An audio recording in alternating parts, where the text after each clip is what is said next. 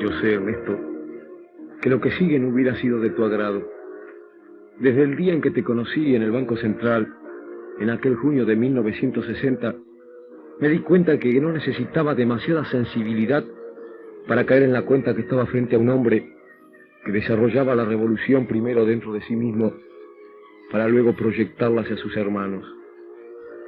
No puedo olvidar tu cáustico come mierda cuando afloraban en mí todas las taras pequeño burguesas. No puedo olvidar tus melancólicos recuerdos de la Argentina, de nuestra sabrosa pizza, de la bulliciosa facultad de medicina y de todos los recuerdos que tenemos de nuestra adolescencia. No puedo olvidar en la austeridad en que vivía siendo ministro. No puedo olvidar tu moral inquebrantable y no puedo olvidar tu modestia. Por eso sé que este homenaje de miles de hombres que despiertan te hubiera parecido en exceso. Pero no es así, Ernesto. Te lo voy a explicar. Todos aquellos que hemos estado a tu lado, que te hemos conocido, de pronto vemos que ya no nos perteneces a nosotros solos, sino que eres bandera y ejemplo de un mundo oprimido. Y es entonces que pensamos que hoy más que nunca marchas con tu sonrisa y tu mirada firme al frente de todos nosotros. Por eso esto, Ernesto, para que sepas que tu muerte no ha sido inútil. Habla el Che en Sierra Maestra.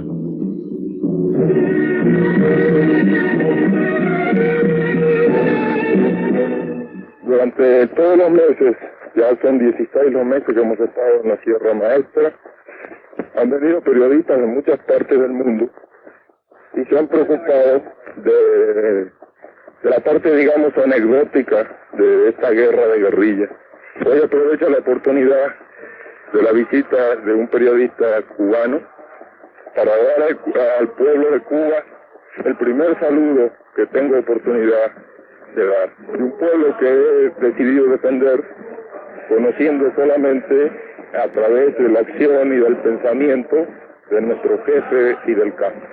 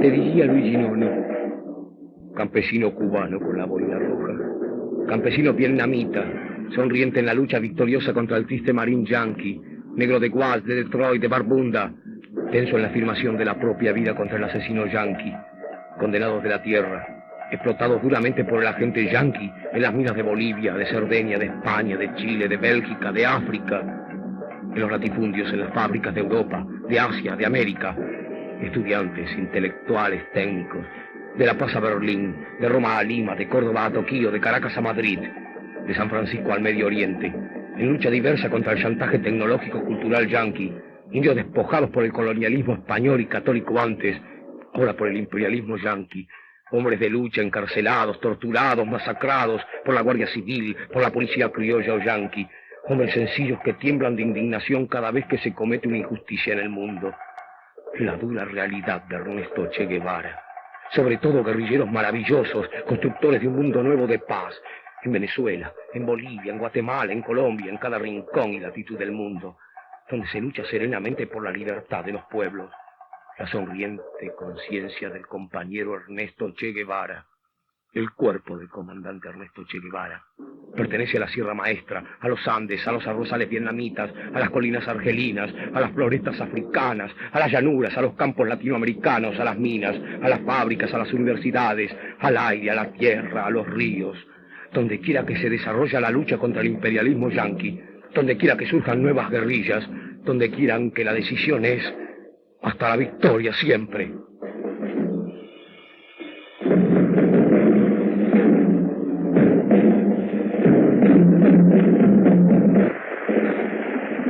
Nuestra lucha victoriosa trajo dos consecuencias.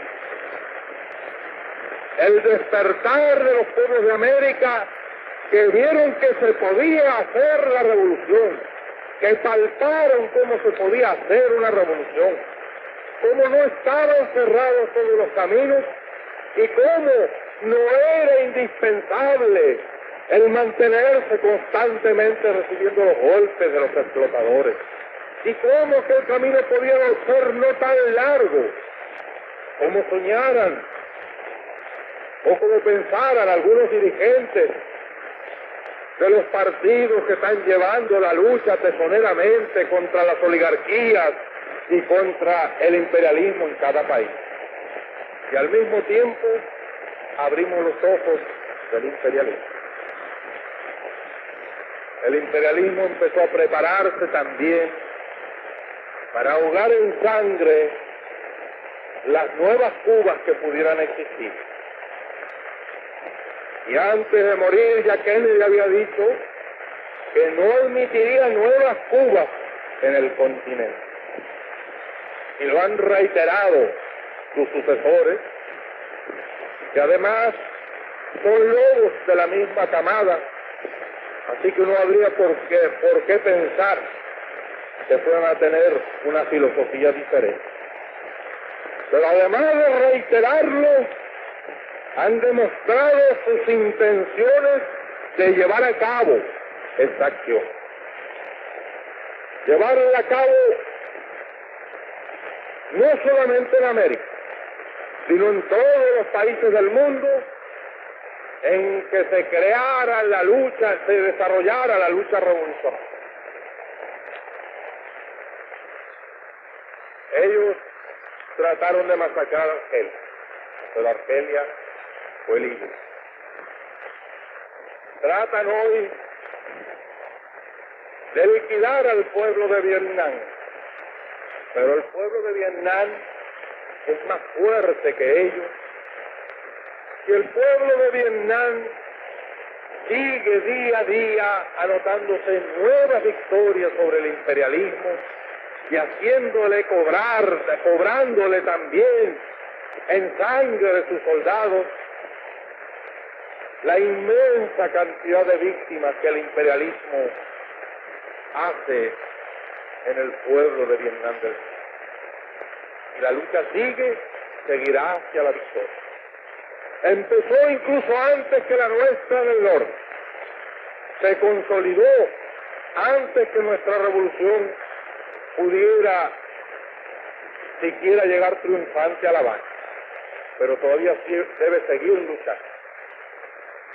Y Laos está en las mismas posiciones. Y en África hay varios pueblos que han tomado ese camino. Con mayor o menor fortuna, pero han tomado ese camino.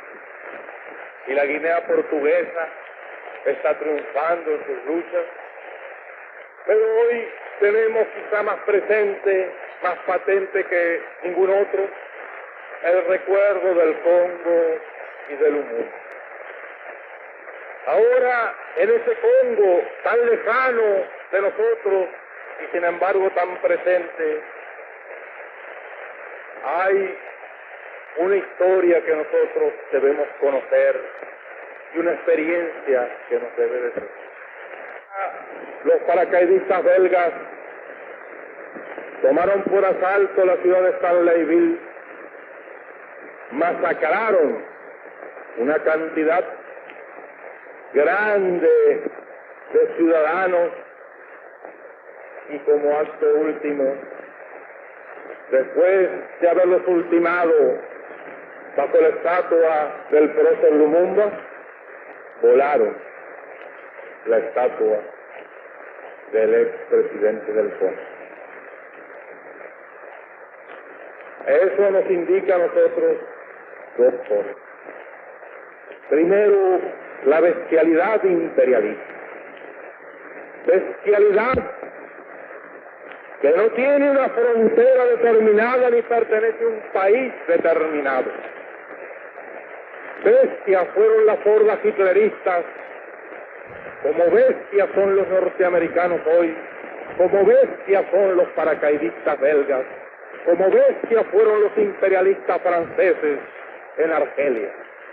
Porque es la naturaleza del imperialismo la que bestializa a los hombres, la que la convierte en fieras sedientas de sangre que están dispuestas a degollar, a asesinar, a destruir hasta la última imagen de un revolucionario, de un partidario de un régimen que haya caído bajo su bota o que luche por su libertad.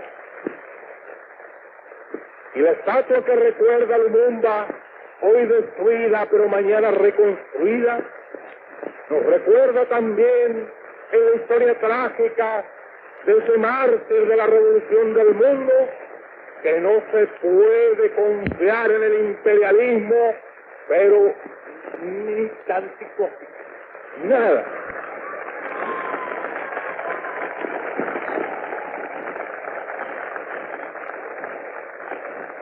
Bajo la bandera de las Naciones Unidas en el Congo fue asesinado Lumumba. Y esas eran las Naciones Unidas que pretendían los norteamericanos que vinieran a inspeccionar nuestro territorio. Esas mismas Naciones Unidas. Te escribe Aide Santamaría. Che, ¿dónde te puedo escribir? Me dirás que a cualquier parte, a un minero boliviano, a una madre peruana, al guerrillero que está o no está pero estará. Todo esto lo sé, Che. Tú mismo me lo enseñaste. Y además, esta carta no sería para ti. ¿Cómo decirte que nunca había llorado tanto desde la noche en que mataron a Frank? Y eso que esta vez no lo creía. Todos estaban seguros y yo decía, no es posible. Una bala no puede terminar el infinito. Fidel y tú tienen que vivir. Si ustedes no viven, ¿cómo vivir? Hace 14 años que veo morir a seres tan inmensamente queridos, que hoy me siento cansada de vivir. Creo que ya he vivido demasiado. El sol no lo veo tan bello. La palma, no siento placer en verla. A veces me siento como ahora, a pesar de gustarme tanto la vida, que por esas dos cosas vale la pena abrir los ojos cada mañana. Siento deseos de tenerlos cerrados, como ellos, como tú. ¿Cómo puede ser cierto? Este continente no merece eso. Con tus ojos abiertos, América Latina tenía su camino pronto. Che, lo único que pudo consolarme es haber ido, pero no fui. Junto a Fidel estoy. He hecho siempre lo que él desee que yo haga. ¿Te acuerdas? Me lo prometiste en la sierra. Me dijiste, no extrañarás el café, tendremos mate.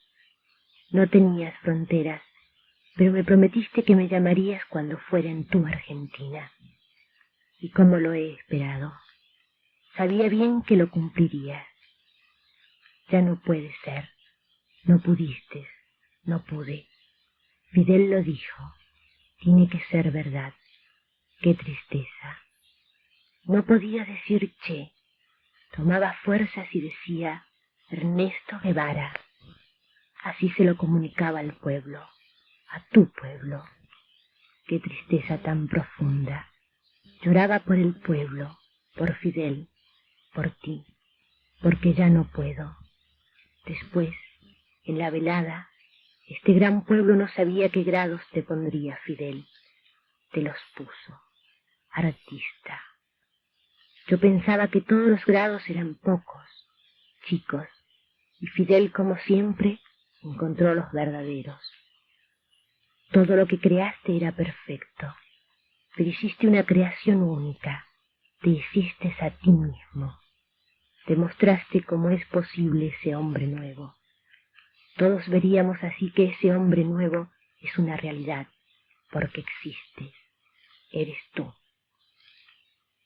¿Qué más puedo decirte? Che, si supiera como tú decir las cosas. De todas maneras, una vez me escribiste. Veo que te has convertido en una literata con dominio de la síntesis, pero te confieso que como más me gustas es en un día de año nuevo, con todos los fusiles disparados y tirando cañonazos a la redonda. Esa imagen y la de la sierra, hasta nuestras peleas de aquellos días, me son gratas en el recuerdo. Son las que llevaré de ti para uso propio. Por eso no podré escribir nunca nada de ti, y tendrás siempre ese recuerdo. Hasta la victoria, siempre, Che querido, Aide.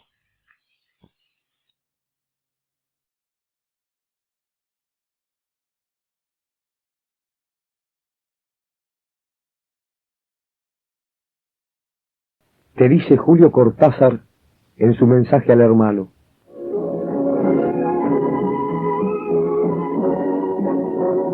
Ahora serán las palabras, las más inútiles o las más elocuentes, las que brotan de las lágrimas o de la cólera. Ahora leeremos bellas imágenes sobre el fénix que renace de las cenizas. En poemas y discursos se irá fijando para siempre la imagen del Che.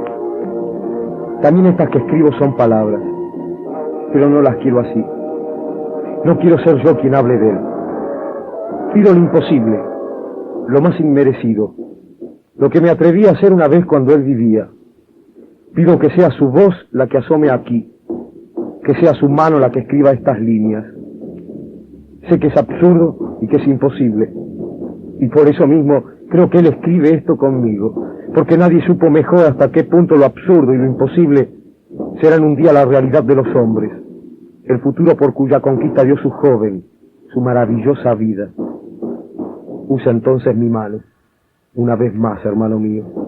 De nada les habrá valido cortarte los dedos, de nada les habrá valido matarte y esconderte con sus torpes astucias. Toma, escribe. Lo que me quede por decir y por hacer, lo diré y lo haré siempre contigo a mi lado. Solo así tendrá sentido seguir viviendo.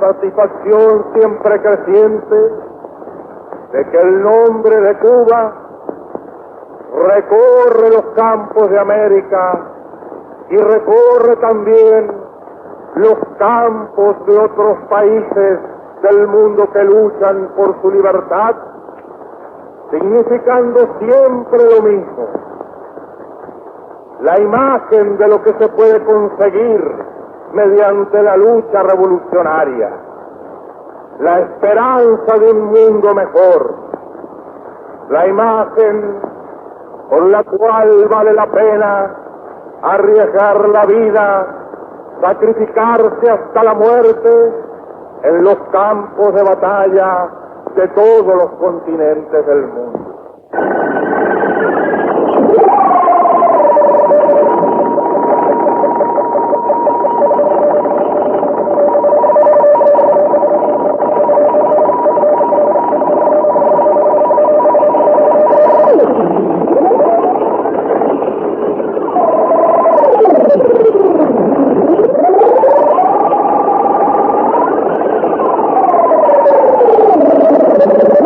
que dice Alejo Carpentier. Hablamos de América, hablamos de nuestra América, cobramos conciencia de una realidad que, por vez primera, nada restringida, hacía de América una realidad en la que debía pensarse en términos ecuménicos.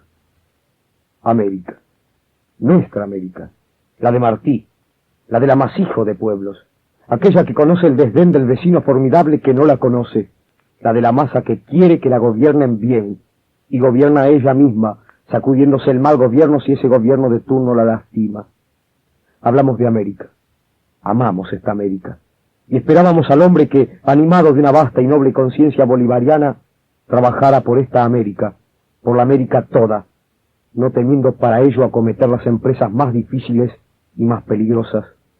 Y hubo un hombre que en esta segunda mitad del siglo XX hubo de acometer la tarea que tantos esperábamos, que esperaban tantos y tantos miles y millones de desposeídos en esta América. Ese hombre, de dimensión universal, de mente precisa, de pensamiento tan claro como la mirada se hizo carne y habitó entre nosotros.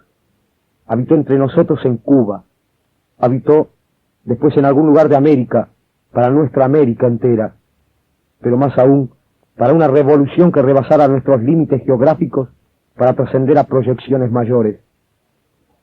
De ese hombre, tan querido y admirado en nuestra patria, habría de decir Fidel Castro: no solo lo temían viviente, pero muerto inspira un temor mayor. Si los imperialistas saben que un hombre puede ser eliminado físicamente, nada ni nadie puede eliminar un ejemplo semejante. Ejemplo indestructible, y que aún destruido en la persona, en nada habrá de menguar la lucha que se lleva adelante para la liberación de América nuestra, la auténtica, la que verdaderamente podemos llamar nuestra en tiempo presente. El mito, la leyenda, la conseja, la tradición transmitida de boca en boca, lleva a lo ancho de las tierras, en el lomo de las cordilleras, a lo largo de los ríos, el nombre del Che. Nombre de un hombre por siempre inscripto en el gran martirologio de América, que se hizo uno con la idea misma de la revolución. Y caído, habrá de levantar nuevas energías revolucionarias en el camino donde, según últimas páginas de su diario, el paso de sus hombres había dejado huellas. Huellas que no se borran, que jamás habrán de borrarse, que quedan marcadas en el suelo del continente entero.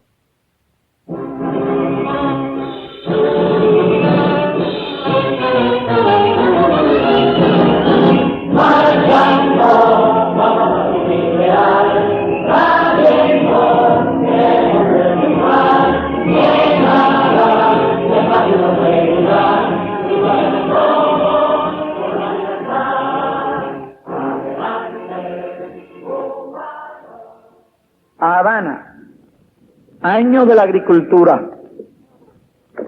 Fidel, me recuerdo en esta hora de muchas cosas, de cuando te conocí en casa de María Antonia, de cuando me propusiste venir, de toda la tensión de los preparativos.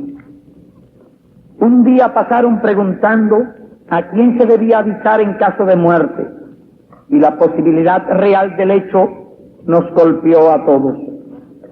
Después supimos que era cierto, que en una revolución se triunfa o se muere, si es verdadera. Muchos compañeros quedaron a lo largo del camino hacia la victoria. Hoy todo tiene un tono menos dramático porque somos más maduros, pero el hecho se repite. Siento que he cumplido la parte de mi deber que me ataba a la revolución cubana en su territorio y me despido de ti, de los compañeros, de tu pueblo, que es ya mío. Hago formal renuncia de mis cargos en la dirección del partido, de mi puesto de ministro, de mi grado de comandante, de mi condición de cubano. Nada legal me ata a Cuba, solo lazos de otra clase que no se pueden romper como los nombramientos. Haciendo un recuento de mi vida pasada, creo haber trabajado con suficiente honradez y dedicación para consolidar el triunfo revolucionario. Mi única falta de alguna gravedad es no haber confiado más en ti desde los primeros momentos de la Sierra Maestra y no haber comprendido con suficiente celeridad tus cualidades de conductor y de revolucionario. He vivido días magníficos y sentí a tu lado el orgullo de pertenecer a nuestro pueblo en los días luminosos y tristes de la crisis del Caribe. Pocas veces brilló más alto un estadista que en esos días. Me enorgullezco también de haberte seguido sin vacilaciones, identificado con tu manera de pensar y de ver y apreciar los peligros y los principios. Otras tierras del mundo reclaman el concurso de mis modestos esfuerzos. Yo puedo hacer lo que te está negado por tu responsabilidad al frente de Cuba, y llegó la hora de separarnos. Sépase que lo hago con una mezcla de alegría y dolor. Aquí dejo lo más puro de mis esperanzas de constructor y lo más querido entre mis seres queridos. Y dejo un pueblo que me admitió como un hijo. Eso lacera una parte de mi espíritu. En los nuevos campos de batalla llevaré la fe que me inculcaste, el espíritu revolucionario de mi pueblo, la sensación de cumplir con el más sagrado de los deberes, luchar contra el imperialismo donde quiera que esté. Esto reconforta y cura con creces cualquier desgarradura.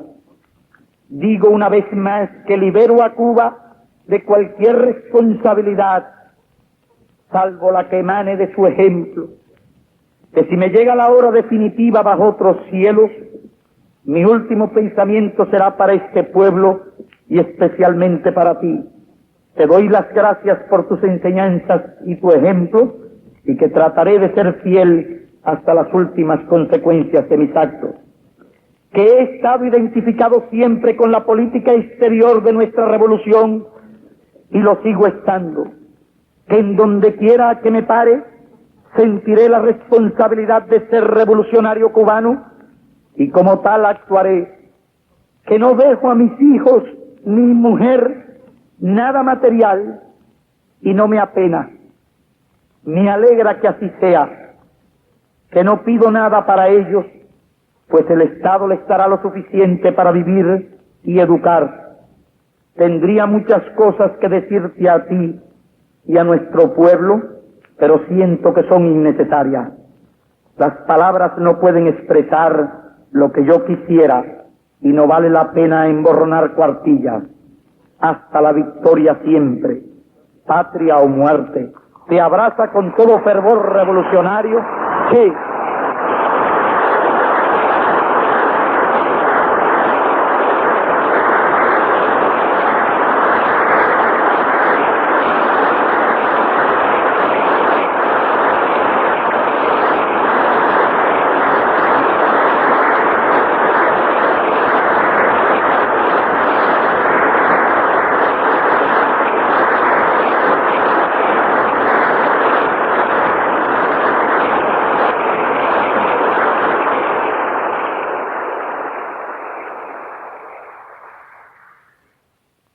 Dice Ernesto Che Guevara.